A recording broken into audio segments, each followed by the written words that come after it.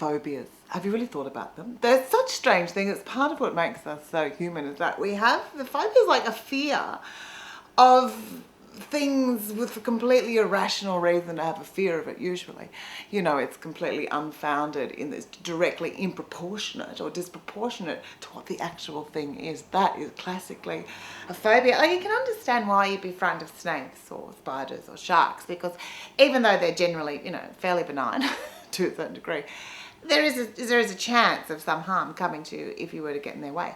So there is an understandable fear of that. But there are weird fears that people have which are completely unfounded. And fears like pognophobia, which is a fear of beards, right? You would never go to main arm if you had that fear. Mortophobia, right? That is a fear of moths. Now, why would you be frightened of moths? What can a moth do to eat through your coat? And I'm more frightened of actually becoming a person who actually is a bit moth-like. You know, those people you see, and when you've been with them, you feel like you've got a brown film of dust all over you, like, God, they're boring. If that happens to me, cover me in naphthalene and say, good night.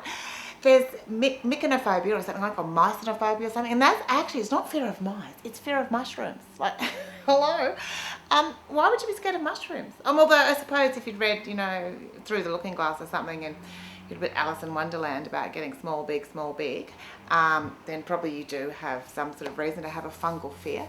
There's, the other one is, it's like mucophobia, I think, which is fear of mice. Something like that, mucophobia, which is, I don't know why women are frightened of mice anyway. There's all this stereotypical thing of women standing, you know, on chairs and all these things, all like, help me, help me, help me. What is the mouse going to do? Like, run up your leg, you know? What's it going to do? Or might be a bit Freudian. What if it sort of runs into the mouse hole? Ooh, no wonder. I'd be scared of that. Then there's weird things like deipnophobia, which is actually fear of dinner parties. Have you ever been to a dinner party where you're going, is this a dinner party? Is it a khaki kind of deal? You'll know what I'm talking about. Or they might serve raw food. And there's sesquipedalophobia, which I think is actually the fear of long words. I may not have pronounced that correctly. Arachidotnophobia. Now, it's not scared of spider asses. It's actually the fear of peanut butter sticking to the roof of your mouth.